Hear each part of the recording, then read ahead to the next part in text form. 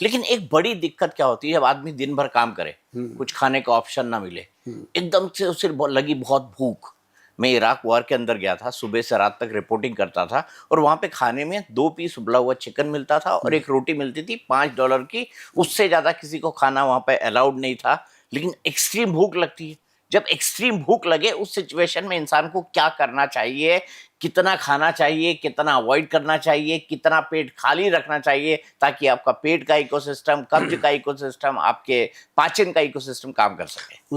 उस समय ना चौरसिया जी, सबसे बढ़िया आपके जो दोस्त होते हैं वो होते हैं भुने हुए चने, चने के साथ गुड़। अगर आपको डायबिटीज नहीं है तो चना गुड़ खा सकते हैं, और उसके साथ पानी या नरम नरम दूध पी सकते हो गर्म।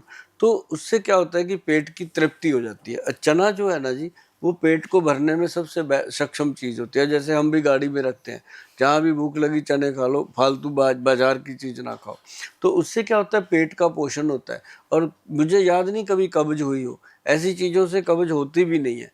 और वो चीज़ें जो अब जैसे मान लो खाना आपको कम मिल रहा है, कहीं पता है कि वहाँ तो मिलनी एक चपाती है भाई, 2 मिलनी है ज़्यादा से, या तीसरी चपाती पैसे दे के भी नहीं मिलनी, तो वहाँ पे आपको या तो उसी में सब्र करना पड़ता है, या फिर एक फ्रूट का जूस जो है, वो कोई भी जूस आप नेचुरल, ये नहीं डब्बे का नहीं जूस, बंद डब्बे का नहीं, प्योर मतलब फ्रूट का जूस पी सकते हो। अब जैसे लोग व्रत रखते हैं, आपने तो बहुत देखे होंगे जो मरण व्रत रख लेते हैं, तो उनको जब व्रत खुलवाया जाता है तो जूस पिला के खिलाया जाता है, ताकि उसके इंटेस्टाइन पे कोई बैड इफेक्ट ना आए। तो ये एक सबसे बेहतर चीज़ होती है। मैं एक बात और आपसे जानना चाहता हूँ, मैं पढ़ रहा था कहीं पे कि हम जूते जो पहनते हैं ना, उसको एसी शोरूम से खरीदते हैं, लेकिन खाना जो हम खाते हैं वो रेहड़ी ठेले पे सब्जियां जो बिकती हैं, पूरी गंदगी के साथ, पूरी गलती से बनी हुई। इस सोच को कैसे बदलें वैद्य जी? इसको इसके लिए तो आपको कोई रिवॉल्यूशन लाना पड़ेगा। इस सोच को ही बदलना पड़ेगा जी। आदमी, ये बात आपकी बिल्कुल सत्य है, मोबाइल रखेगा ₹1,00,000 का, 1.5 लाख का, जब चाय पीनी है तो टपरी पे जाएगा, क्योंकि उसने पतीला धोया भी नहीं होता है ना। गन्ने का रस पिएगा तो उसकी रेडी को भी नहीं कहता कि इसको धो ले, जैसी चल रही है चल रही है। और वो रात को कहाँ जाके खड़ी कर रहा है, और कहाँ वो चीज़ें बन रही हैं, कैसे कैसे बन रही हैं। ये चीज़ बहुत इम्पॉर्टेंट है कि जो चीज़ हम मुंह में डाल रहे हैं, खासकर मुंह में, क्या बड़े बुजुर्गों ने कहा कि खाओ जो मन को अच्छा लगे, पहनो जो दुनिया को अच्छा लगे। तो जो खाना है वो मुंह में जब अपन डालते हैं, तो हमें सोचना पड़ेगा कि इसको खाने के बाद कहीं मोटी मोटी गोलियां तो नहीं खानी पड़ जाएंगी, टीके तो नहीं लगवाने पड़ जाएंगे, फूड पॉइजन तो नहीं हो जाएगी। लेकिन जब आदमी को भूख लगती है, वो सबसे पहले ये देखता है सस्ते थाली कहाँ मिलती है। कभी नहीं कहता कि अब कोई पागल थोड़ी है जो 5 स्टार में जाके चाय पीता है 500 रुपये का कप। वो अपनी जगह पे है। लेकिन जो रेडी फड़ी वाले पे पास खाना बनता है, आज आपके साथ बैठे हैं, तो बहुत ध्यान रखने की बात है। इसके लिए डिपार्टमेंट को अलर्ट होना चाहिए, ताकि उनको थोड़ा सा हाइजीनिक का। अब मैं अमृतसर गया जी, क्या बात है जी वहाँ खाने की।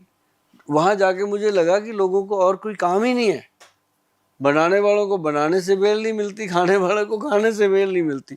और कनक की रोटी मिलना वहाँ समझो कि बहुत मुश्किल बात है। कनक की रोटी मिलना, वहाँ सब मैदे की रोटी बन रही है। और जब हम जाते हैं जी रात को 2:30-2:30 बजे तक पेशेंट देखते हैं, इतना उनको बीमारियाँ लग रही हैं, लोग परवाह नहीं करते। सुबह 8 बजे बैठते हैं जी, रात को 2:30 बजे तक 4-4 डॉक्टर बैठे हैं, तब भी पेशेंट आते रहते हैं रात को 2:30 बजे तक। चौरसिया जी कह देना आसान है। और वो मतलब लोगों को प्रॉब्लम इतनी है कब्ज की, पेट गैस की, और ये सारी चीज़ें मैदे से। अभी बातों में बात आई है कि मैदे का भोजन तो करना ही नहीं चाहिए। बड़े चटकारे ले लेके लोग नान खाते हैं। नान, हाँ, चूर चूर नान, हाँ, मैदे की हाँ, रोटियां, हाँ, बड़े बड़े होटल्स मैदे की रोटी आपको सर्व करते हैं, आपको नॉर्मल रोटी मिलती ही नहीं है। और मैदा आपके शुगर लेवल से लेके हर चीज को बिल्कुल रॉकेट की तरह बढ़ाता बढ़ाता है है ना जी, वैद साहब? हाँ। और पेट ऐसे फूल जाता है, बंदा परवाह ही नहीं करता, खाई जा रहा है। और जबकि सबसे बेहतर रोटी है कणक की रोटी, उसको किसी भी रूप में ले लो। मिस्सी रोटी भी चल सकती है, जैसे अब कह देते हैं कि उसमें मिस्सी रोटी भी वो नहीं जो अपने होटलों में सर्व होती है, वो तो एक अलग चीज़ है।